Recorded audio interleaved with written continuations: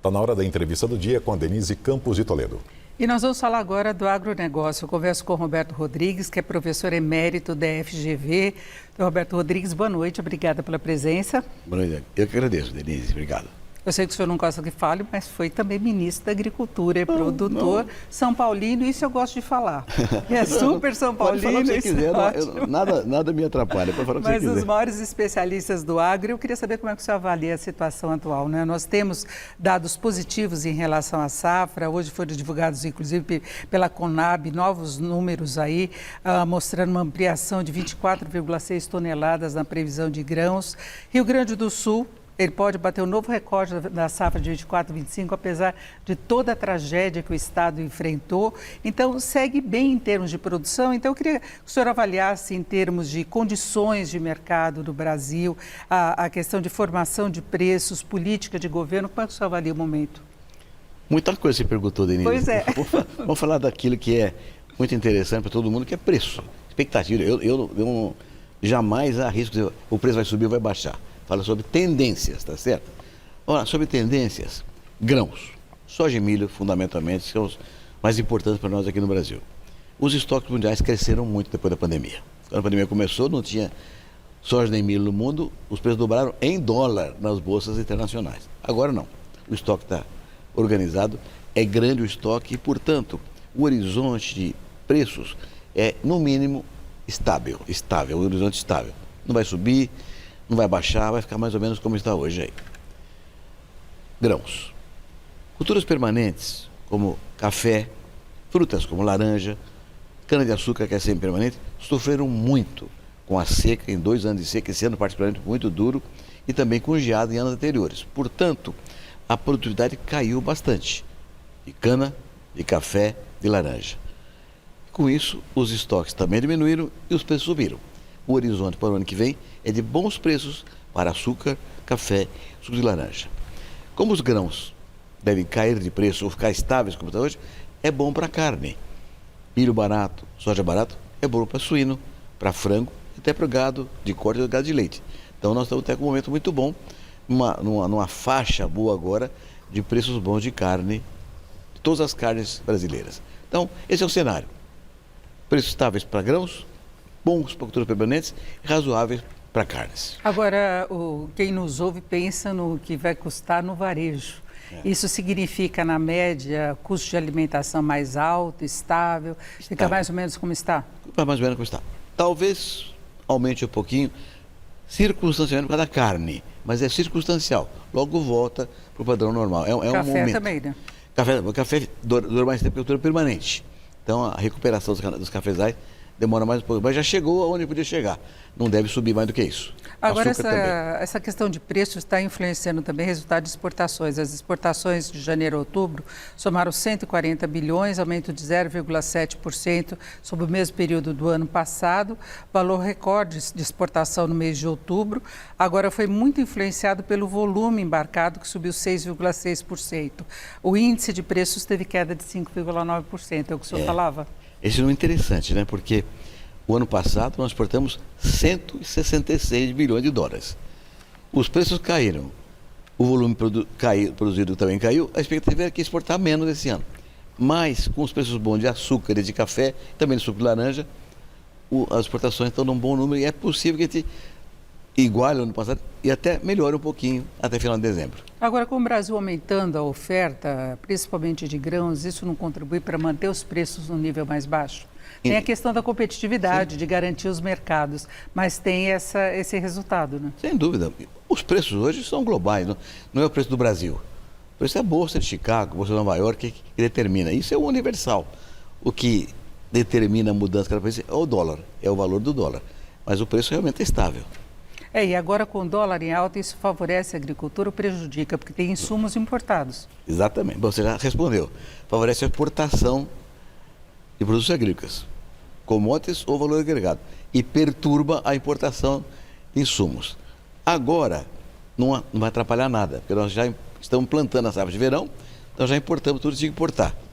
A coisa é para o ano que vem. Vamos ver como é que vai ser o ano que vem. Então, por enquanto, é bom, é melhor porque vai exportar mais. Agora, Roberto Rodrigues, qual a sua expectativa em relação ao mercado no próximo ano, com essa promessa de Trump de taxar até 60% dos produtos da China? Pode vir alguma taxação também para outros países? Ele estaria naquela relação Brasil dos 10% de alta.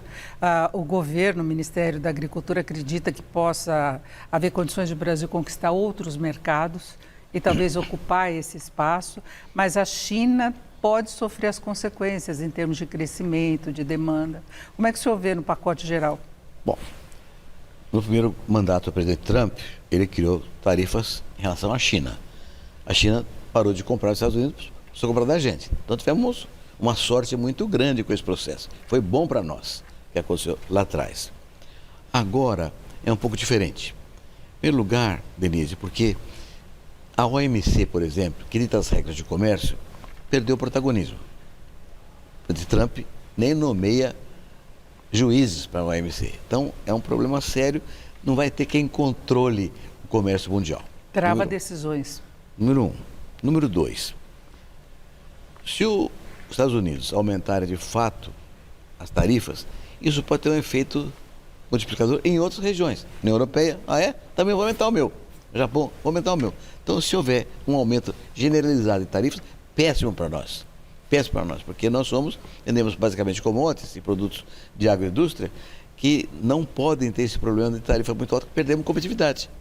Então, o risco é um efeito dominó em relação a outros países, além dos Estados Unidos. Se ficar só na briga Estados Unidos e China, não é ruim para nós.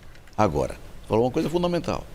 Qualquer que seja o resultado com os Estados Unidos ou com o efeito dominó, nós precisamos fazer acordos comerciais importantes e grandes, com grandes países consumidores, porque estão aumentando a produção no Brasil. É o caso da Índia, por exemplo. Índia, por exemplo, Tailândia, Malásia, Indonésia, quase 280 milhões de habitantes.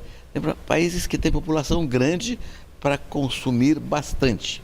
Senão, vamos ficar com um problema de estoques muito altos. Estoque alto é um desastre para a agricultura.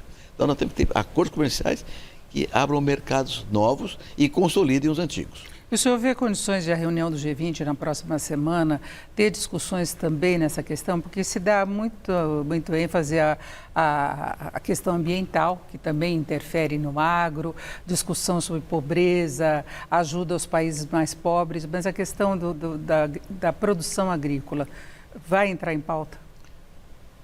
Denise, esse encontro é importante porque há um vazio no multilateralismo. A ONU perdeu protagonismo, a FAO perdeu protagonismo, a OMC, a OMS, os organismos cuja função principal era dar rumos ao planeta de maneira democrática, harmoniosa e equilibrada, perdeu. Se você perguntar hoje na rua quem é o diretor-geral da FAO, ninguém sabe. E a FAO cuida da agricultura no mundo inteiro. Então, grupos surgem como o G20, outros grupos, para ocupar esse espaço deixado vago. E é muito importante que esse espaço seja transformado em coisas concretas, não discursos ou sonhos românticos. Temos que ter conclusões práticas. Nesse sentido, acordos comerciais seriam práticos. Não acredito que vai acontecer alguma coisa nesse sentido no G20. E o G20 terá esse grande suspense em relação à atuação futura de Trump, que interfere muito no comércio internacional, inclusive no agro. E tem um problema da Rússia com a Ucrânia, que inibe a presença do Putin no Brasil. Falta uma potência importante. Como é que vai ser a China com o Trump entrando no ano que vem? Então, há uma série de fatores incertos que geram uma incerteza para as decisões do G20. Agora, para finalizarmos rapidamente a questão do agro e o meio ambiente, como é que está o preparo para enfrentar esses eventos climáticos que podem prosseguir e até se agravarem? Bom, nesse sentido, a coisa mais importante é a COP30, que acontece no ano que vem em Belém do Pará.